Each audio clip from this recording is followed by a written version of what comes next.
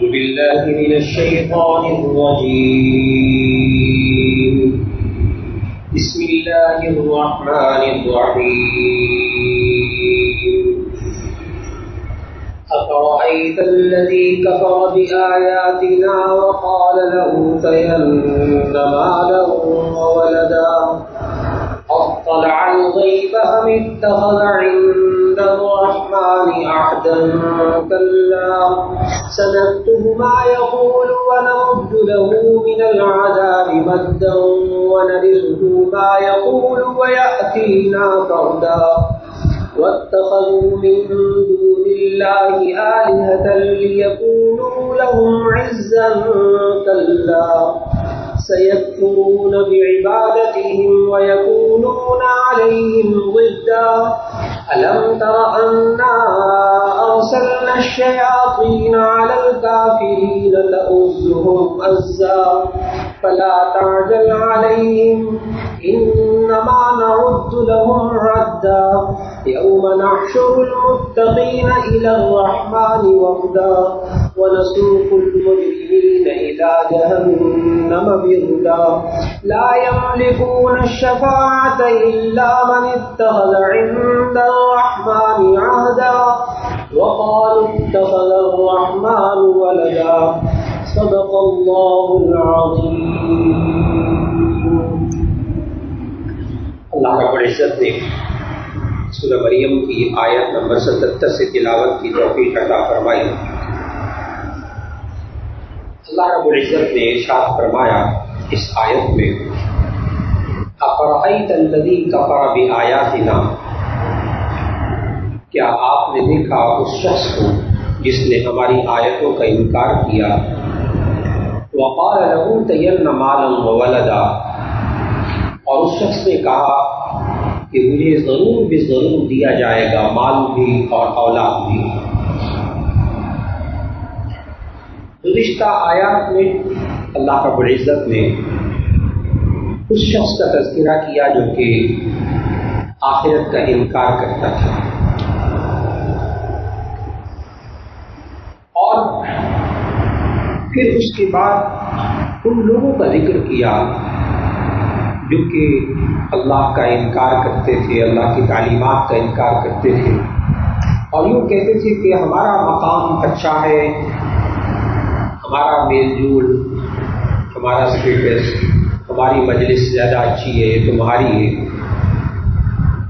اللہ تعالیٰ نے اس چیز کو بھی سمجھایا کہ جب انسان کو اللہ تعالیٰ کفر کے باوجود، گناہوں کے باوجود اگر نعمتیں دے رہا ہو تو انسان کو سمجھنا چاہیے کہ اس کو ڈھیل دی جا رہی ہے. یہ نہیں ہے کہ اللہ تعالیٰ نے اس پر نعمتوں کی برسات کی ہوئی ہے، رحمتیں اس پر نازل ہو رہی ہیں، ایسا نہیں ہوتا. اور نیک لوگوں کو سمجھایا کہ جو آپ نیک کام کرتے ہیں اس کا اجر و ثواب اللہ کے پاس موجود ہے. گزشتہ آیات کا سلسلہ آیت نمبر 76 تک یہ مضمون مکمل ہوا. پھر اس کے بعد آیت نمبر 77 سے ایک دم مضمون تبدیل ہو رہا ہے، اور نبی صلی اللہ علیہ وسلم سے اللہ تعالیٰ نے یہ فرمایا کہ افرأیت الذی کفر بآیاتنا، کہ آپ نے نہیں دیکھا اس شخص کو جس نے ہماری آیتوں کا انکار کیا، وقال لأوتین مالا وولدا، اور کہا کہ ضرور بھی ضرور مجھے اگلے جہان میں مال اور اولاد دی جائے گی. اس آیت کے بعد والے مضمون کے بارے میں بخاری شریف اور مسلم شریف دونوں کے اندر بہت مستند ایک روایت اس کے شان نزول کی میں موجود ہے کہ حضرت خباب ابن ارت رضی اللہ تعالیٰ عنہ ایک صحابی، انہوں نے کچھ قرضہ واپس لینا تھا ایک کافر سے، اور اس کا نام تھا عاص ابن واحد. حضرت خباب ابن ارت رضی اللہ تعالیٰ عنہ نے جب اس کافر عاص ابن واحد سے اپنے قرضے کا مطالبہ کیا کہ مجھے واپس دے دو، تو اس کافر شخص نے یہ کہا کہ میں تمہیں قرضہ اس وقت واپس کروں گا جب تم محمد صلی اللہ علیہ وسلم اور ان کے دین کا انکار کرو گے، تم واپس پلٹ آؤ تب میں قرضہ دوں گا، ورنہ نہیں۔ حضرت خباب بن حرت رضی اللہ تعالیٰ عنہ نے کہا کہ یہ تو تبھی ہو سکتا ہے کہ جب ہم سب مر جائیں اور دوبارہ زندہ کیا جائے، اس سے پہلے تو یہ ممکن نہیں، یعنی قیامت کے بعد ایسا ہو سکتا ہے، اس سے پہلے تو نہیں ہو سکتا کہ ہم سب مر جائیں پھر دوبارہ زندہ کیے جائیں، پھر اس پر سوچا جا سکتا، اس سے پہلے تو نہیں سوچا جا سکتا۔ تو چونکہ یہ کافر تھا عاصم بن وائل، نہ اللہ کو مانتا تھا، نہ رسول کو مانتا تھا، نہ آخرت کو مانتا تھا، تو اس نے آگے سے مذاق اڑایا، اس نے کہا اچھا مرنے کے بعد دوبارہ زندہ بھی ہوں گے۔ تو مذاق اڑاتے ہوئے حضرت خباب بن حرت رضی اللہ تعالیٰ عنہ سے عاصم بن وائل نے کہا کہ ٹھیک ہے، پھر تم مرنے کے بعد جب دوبارہ زندہ ہوں گے نا تو قرضہ اسی وقت لے لو۔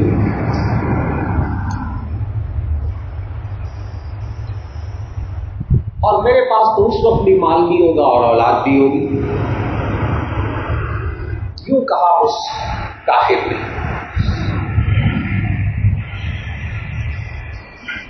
ذہن میں رکھیے گا کہ ہمارے معاشرے میں بھی بسا اوقات بعض لوگوں سے کہا جائے گا کہ دیکھیں آپ مجھے میرا قرضہ یہاں واپس کر دیں، آخرت میں دگنا لوں گا۔ تو وہ بندہ دوسرے کے ہاتھ سے پیسے چھین کے نہ باقی جو پیسے ہوتے وہ بھی لیتے، کہتے اس کا بھی بعد میں لے لینا۔ یہ بسا اوقات ہم مسلمانوں کے اندر بازاروں میں ہو رہا ہے۔ بالکل عاصم بن وائل کافر کی طرح کے معاملات بسا اوقات ہمارے مسلمان بھی کرتے ہیں اور وہ آخرت کا مذاق اڑاتے ہیں۔ میں نے پھر عرض کیا کہ بازاروں میں ہو رہا ہے، ایسی باتیں بات سننے کو مل رہی ہیں کہ جب یوں کہا جائے کہ جی قرضہ واپس کر دو، میرے پیسے واپس کر دو ورنہ میں آخرت میں دگنا کر کے لوں گا، تو اس کے بعد جو باقی ہوتے ہیں نا وہ بھی چھین لیتے، کہتے ہیں یہ دے دو آخرت میں لے لیں گے سارا دگنا۔ جیسے عقیدہ ہی نہیں ہے نا مرنے کے بعد دوبارہ زندہ ہوں گے اور اعمال کا بدلہ ملے گا۔ اس عاصم بن وائل نے بھی مذاق اڑایا اور یہ جملہ کہا کہ ٹھیک ہے پھر جب مرنے کے بعد دوبارہ زندہ ہوں گے نا تو پھر لے لینا، میرے سے قرضہ بھی لے لینا، جاؤ تو میں کام کروں، اس وقت میرے پاس مال بھی ہوگا اور اولاد بھی ہوگی۔ اللہ تعالیٰ نے عاصم بن وائل کی یہ والی بات اس آیت نمبر 77 میں نقل کر دی۔ یہ پورا واقعہ ذہن میں رکھیں گے شان نزول، تب آپ کو آیات کا مطلب سمجھ میں آئے گا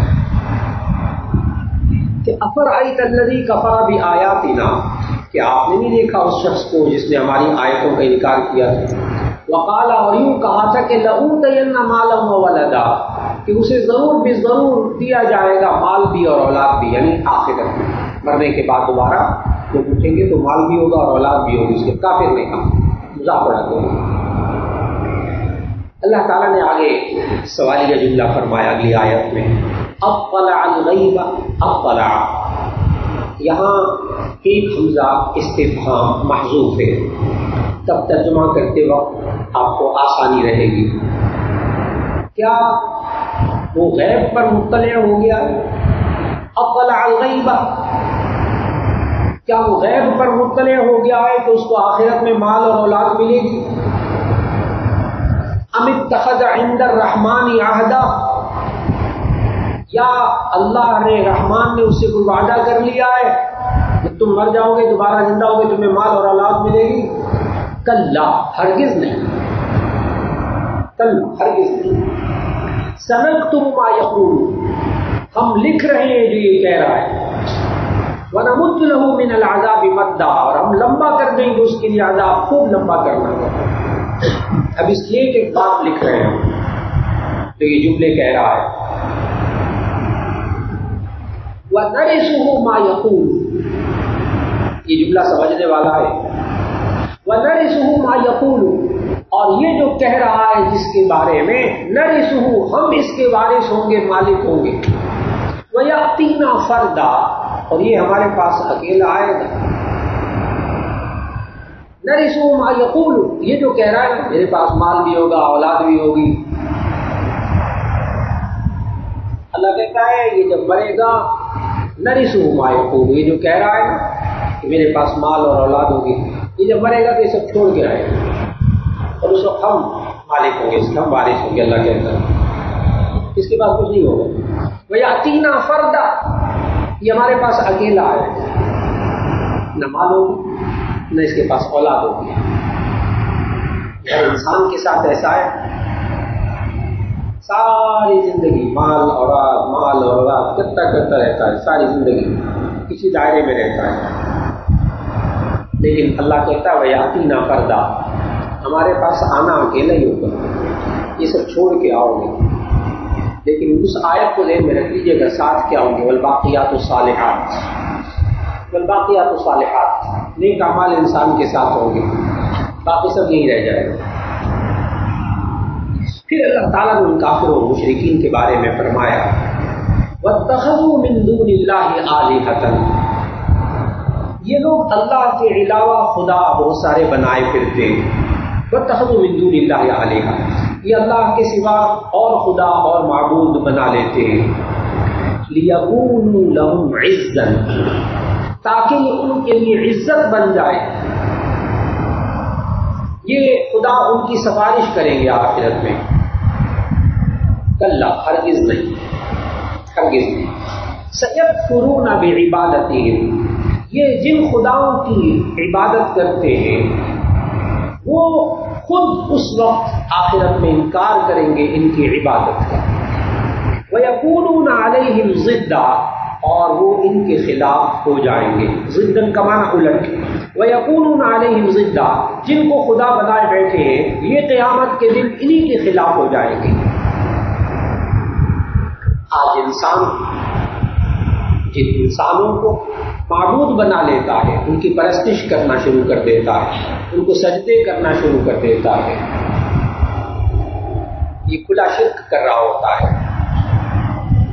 یہی لوگ، یہی انسان جن کو انسان سجدے کر رہا ہے آج آخرت میں یہ لوگ انکار کریں گے ان سجدوں کا، کہ ہمارا ان سے کوئی تعلق نہیں۔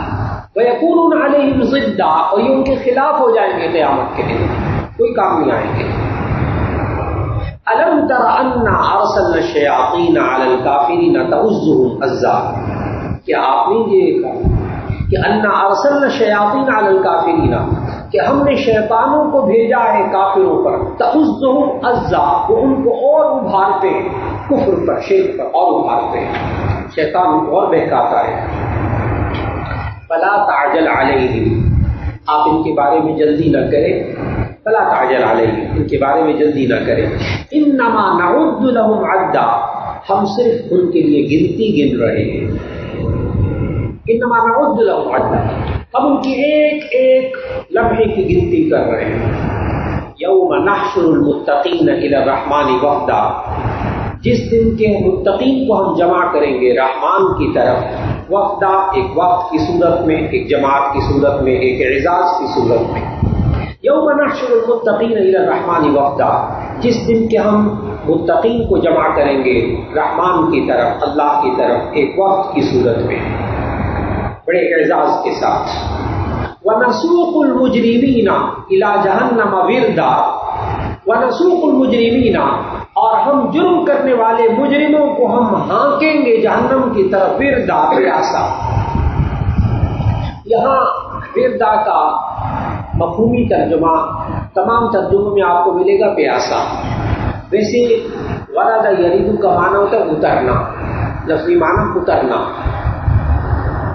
لیکن پانی پینے کے لیے کسی جگہ اترنا، چشمے پہ اترنا، ظاہر ہے وہ شخص اترتا ہے جو پیاسا ہوتا ہے، تو مفہومی ترجمہ آپ کرتے ہیں وردا کا معنی پیاسا۔ یہ میں اس لیے عرض کر رہا ہوں کہ جب ہم ترجمہ کرتے ہیں لفظی ترجمہ، ایک لفظ کا ترجمہ پڑھتے ہیں تو وردا کا ترجمہ وہاں لکھا ہوتا ہے پیاسا، تو بندے کو سمجھ میں نہیں آتا یہ ورد یرید کا معنی تو اترنا ہوتا ہے، اترنا، آنا، وارد ہونا، یہ پیاسا ترجمہ کہاں سے ہو گیا؟ اس کا جواب میں عرض کر رہا ہوں کہ ورد یرید کا معنی اترنا ہی ہوتا ہے، وارد ہونا ہی ہوتا ہے، لیکن پانی کے اوپر اترتا کون ہے؟ پیاسا، تو مراد یہاں سے پیاسا، تو مرادی اور مفہومی معنی یہاں وردا کا معنی پیاسا ہے. ایک بار پھر ترجمہ. اللہ تعالیٰ نے متقین اور مجرمین دونوں کو جس طرح حشر میں جمع کیا جائے گا فرمایا یوم نحشر المتقین الی الرحمن وفدا. متقین کو اللہ کی طرف رحمان کی طرف جمع کیا جائے گا ایک وفد کی صورت میں اعزاز کے ساتھ. وَنَسُوقُ الْمُجْرِمِينَ إِلَى جَهَنَّمَ وِرْدًا. اور مجرموں کو ہانکا جائے گا جہنم کی طرف پیاسا. لا يملكون الشفاعة. وہ سفارش کرنے کے شفاعت کے مالک نہیں ہوں گے. إِلَّا مَنِ اتَّخَذَ عِندَ الرَّحْمَنِ عَهْدًا. مگر وہ شخص کہ جسے رحمان کے نزدیک اجازت ہوگی، عہدہ اس سے وعدہ ہوگا، وہ سفارش اللہ کے ہاں قابل قبول ہوگی. یہاں تک ایک مضمون مکمل ہوا الحمدللہ. اس مضمون کے اندر اللہ رب العزت نے سمجھایا کہ انسان کو آخرت پر ایمان رکھنا چاہیے، آخرت کے بارے میں مذاق نہیں کرنا چاہیے. آخرت ایک حقیقت ہے اور انسان کو اگر وہ نیک ہے تو اللہ تعالیٰ اعزاز کے ساتھ اس کو میدان حشر میں رکھے گا اور جنت تک کے اعزاز کے ساتھ اس کو لے جائے گا. اور جو مجرم لوگ ہیں ان کو اس وقت اندازہ ہوگا جب اللہ تعالیٰ پیاسا ان کو آگے منتقل کرے گا. یہاں ایک لفظ ایسا آیا ہے جس کے بارے میں معاشرے میں بہت بات کی جاتی ہے اور وہ ہے شفاعت. یہاں اللہ تعالیٰ نے فرمایا لا یملکون الشفاعۃ. وہ شفاعت کے حقدار نہیں ہوں گے، شفاعت کے مالک نہیں ہوں گے. الا من اتخذ عند الرحمن عہدا. مگر وہ شخص کے جسے اللہ کے ہاں سے اجازت ہوگی. کیا گناہگاروں کے بارے میں آخرت کے اندر شفاعت ہوگی؟ بعض حضرات ایک آیت جب پڑھ لیتے ہیں سورۃ البقرہ میں جو دو جگہ آئی، یا بنی اسرائیل اذکروا نعمتی التی انعمت علیکم واوفوا انی فضلتکم علی العالمین واتقوا یوما لا تجزی نفس عن نفس شیئا ولا یقبل منها شفاعۃ. اس دن کوئی سفارش قبول نہیں کی جائے گی. پھر آگے جا کر سورہ بقرہ میں پھر ایک جگہ اسی طرح کی آیت آتی، اس میں پھر آتا ہے ولا یقبل منها شفاعۃ. ان کی طرف سے کوئی سفارش قبول نہیں کی جائے گی. کیا اسلام میں شفاعت کا تصور ہے آخرت کے اندر؟ جب ان آیات کی تلاوت کی جائے تو معلوم ہوتا ہے کہ شفاعت کا کوئی تصور نہیں ہے آخرت کے اندر. لہذا بعض حضرات جب ان آیات کو پڑھتے ہیں تو برملا کہہ دیتے ہیں یہ قرآن مجید میں واضح الفاظ میں کہا گیا ہے کہ کوئی شفاعت قبول نہیں کی جائے گی. لیکن جو حضرات سمجھداری کا مظاہرہ کرتے ہیں اور پورے قرآن مجید کی تلاوت کرتے ہیں تو ان کو قرآن مجید کے اندر چند مقامات پہ معلوم ہوگا کہ جو بالکل مشرک ہے، کافر تھے، ان کے لیے تو شفاعت کا سوال ہی نہیں ہے. آج جو گناہگار ہیں لیکن ایمان والے ہیں ان کے لیے قرآن مجید کے اندر شفاعت کا تصور موجود ہے. بہت واضح الفاظ. مشرکین کے لیے اور کفار کے لیے شفاعت کا کوئی تصور نہیں ہے، یہ ہمیں قرآن مجید نے بتایا. لیکن ایمان والوں کے لیے شفاعت کا تصور قرآن میں بھی موجود ہے، حدیث میں بھی موجود ہے. قرآن حکیم میں بھی موجود ہے، حدیث میں بھی موجود ہے. اس میں سے ایک دلیل یہ والی آیت ہے سورہ مریم کی آیت نمبر 76 کہ جس میں ثابت ہے کہ اللہ تعالیٰ نے فرمایا لا یملکون شفاعت. یہ لوگ شفاعت کے حقدار نہیں ہیں، یعنی کافر مشرک شفاعت کے حقدار نہیں ہیں جو اور خدا بنائے بیٹھے ہوتے ہیں. الا من اتخذ عند الرحمن عہدا. مگر وہ لوگ کہ جن کے بارے میں رحمان نے اجازت دی ہوئی ان کے بارے میں شفاعت ہو سکے گی. شفاعت کا مطلب سفارش، ان کے بارے میں شفاعت ہو سکے گی. معلوم ہوا کہ شفاعت کا وجود ہے لیکن ایمان والوں کے لیے. پھر اسی طرح جب آپ آیت الکرسی پڑھتے ہیں اللہ لا الہ الا هو الحی القیوم لا تأخذہ سنۃ ولا نوم لہ ما فی السماوات وما فی الارض من ذا الذی یشفع عنده الا بإذنہ. الا بإذنہ بس جب آپ ترجمہ پڑھیں گے تو آپ کو خود سمجھ میں آ گیا ایک دم. کون ہے جو اللہ کے پاس سفارش کرے گا؟ الا بإذنہ، مگر اس کی اجازت سے. معلوم ہوا اللہ نے جس کو اجازت دی ہے وہ وہاں سفارش کرے گا. تو ایمان والوں کے حق میں شفاعت ہے. اس لیے آخرت کے اندر ایمان والے شخص کے بارے میں شفاعت کا تصور قرآن مجید میں موجود ہے. مشرک اور کافر کے لیے قرآن مجید میں شفاعت کا تصور نہیں ہے. اب بات بہت واضح ہوگی. نبی صلی اللہ علیہ وسلم نے سمجھایا کہ کن کن لوگوں کی شفاعت ہو سکتی ہے. ایک تو وہ روایت جو آپ حضرات فضائل قرآن مجید میں پڑھتے ہیں, قرآن مجید کے فضائل کی کتابوں میں پڑھتے ہیں, کہ جو شخص اپنے بچے کو قرآن مجید حفظ کرواتا ہے, حافظ بناتا ہے, پھر وہ بچہ اس کے حلال کو حلال سمجھتا ہے, حرام کو حرام سمجھتا ہے, یعنی قرآن حکیم کے احکام کے مطابق زندگی گزارتا ہے, تو یہ حافظ بچہ اپنے خاندان کے 10 ایسے افراد کے بارے میں سفارش کر سکے گا, شفاعت کر سکے گا کہ جس پر جہنم واجب ہو چکی ہے. ہم اپنے خاندان میں سے ایک ایک بچے کو حافظ بنانے کی کوشش کریں. ہر شخص اپنے خاندان میں سے ایک ایک بچے کو گھر آنا تو فرض واجب نہیں ہے حافظ بنانا, سنت ہے, لیکن بھرپور کوشش ہو کہ اپنے ہر خاندان میں سے ہر ماں باپ ایک آدھ بچے کو حافظ ضرور بنا دیں. پھر اس کے اعمال کی خبر گیری بھی کرے, اس کے حفظ کا بھی خیال رکھے, اس کی باقی زندگی بھی کوشش کرے کہ قرآن و سنت کے مطابق باقی سب کی بھی بنی رہے. اس کے باوجود اگر خاندان میں کوئی ایسے 10 افراد ہوں گے جن پر جہنم واجب ہو چکی ہوگی, یہ حافظ بچہ سفارش کر سکے گا. دیر میں رکھ لیجیے گا, یہاں حدیث میں واضح الفاظ میں ہے, صرف یہ نہیں ہے کہ جو بچے کو حفظ کرا دے تو بس 10 بندوں کے بارے میں سفارش کرے گا. حدیث کو پورا دین میں رکھیے گا. جو اپنے بچے کو قرآن مجید حفظ کرا دے, پھر وہ بچہ اس قرآن کے حلال کو حلال سمجھے, حرام کو حرام سمجھے, پھر وہ سفارش کر سکے گا, ورنہ یہ خود ہی جہنم میں جائے گا. شفاعت تو بعد کی بات ہے. اگر صرف حافظ بن گیا اور حلال کو حلال نہیں سمجھا, حرام کو حرام نہیں سمجھا, ساری زندگی بے دینی کی گزارتی, تو خالی حافظ ہونا یہ تو اپنے آپ کو بھی نہیں بچا سکے گا, اس کو سفارش کا حق کرے گا. اس لیے خالی حافظ ہونا کافی نہیں ہے. پھر اسی طرح آپ حضرات پڑھتے ہیں کہ جب نابالغ بچہ یا نابالغ بچی کا انتقال ہو جائے, چھوٹے بچے کا انتقال ہو جائے یا چھوٹی بچی کا انتقال ہو جائے, تو اس وقت نبی صلی اللہ علیہ وسلم نے یہ دعا سکھائی ہے. اس بچے اور بچی کے لیے دعائیں مغفرت نہیں کی جاتی جنازے میں. اللہم اغفر لحینا ومیتنا وشاہدنا وغائبنا, یہ نہیں پڑھا جاتا. دعائیں مغفرت نہیں کی جاتی. معصوم ہے نا, اس کے تو گناہ ہی نہیں ہے. اس کے لیے نبی صلی اللہ علیہ وسلم نے دعا سکھائی, اللہم اجعلہ لنا فرطا واجعلہ لنا اجرا وذخرا واجعلہ لنا شافعا ومشفعا. بہت مستند روایت. لڑکے کے لیے دعا سکھائی, اللہم اجعلہ لنا فرطا واجعلہ لنا اجرا وذخرا واجعلہ لنا شافعا ومشفعا. اور لڑکی ہو تو اس میں سارے صیغے پھر مؤنث کے ہو جاتے ہیں. اللہم اجعلہا لنا فرطا واجعلہا لنا اجرا وذخرا واجعلہا لنا شافعتا ومشفعتا. تو سارے صیغے مؤنث کے ہو جاتے ہیں. ترجمہ کرنے لگا ہوں. اللہم اجعلہ لنا فرطا, اے اللہ اس بچے اور بچی کو, جو میرا بیٹا میری بیٹی انتقال کر دے, اے اللہ اس کو میرے لیے فرط بنا دے. بعض لوگ فرط کا معنی نا یہاں خوشی, جیسے ہم فرط مسرت سے گرو پڑا, فرط کا معنی خوشی کا کرتے ہیں.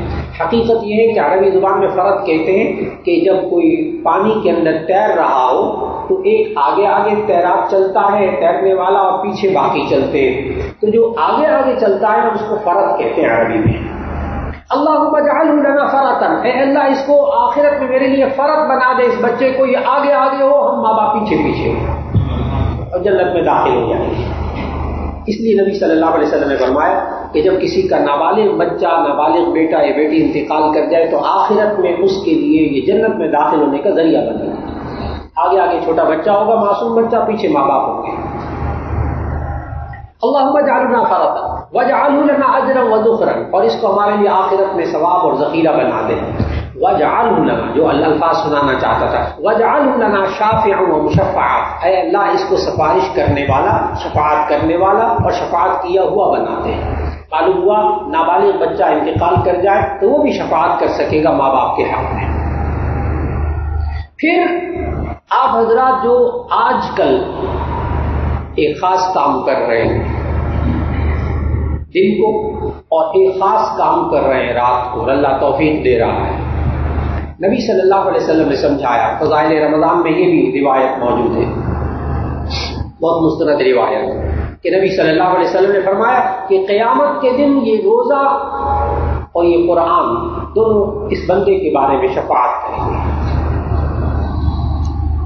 یہ روزہ اور یہ قرآن یہ دونوں اس بندے کے بارے میں شفاعت کریں گے۔ اور آگے کیا شفاعت کے الفاظ بھی لکھے ہوئے کہ روزہ یہ کہے گا کہ اے اللہ یہ میری خاطر سارا دن بھوکا پیاسا رہتا تھا، آج میری سفارش اس کے حق میں قبول فرما لیں۔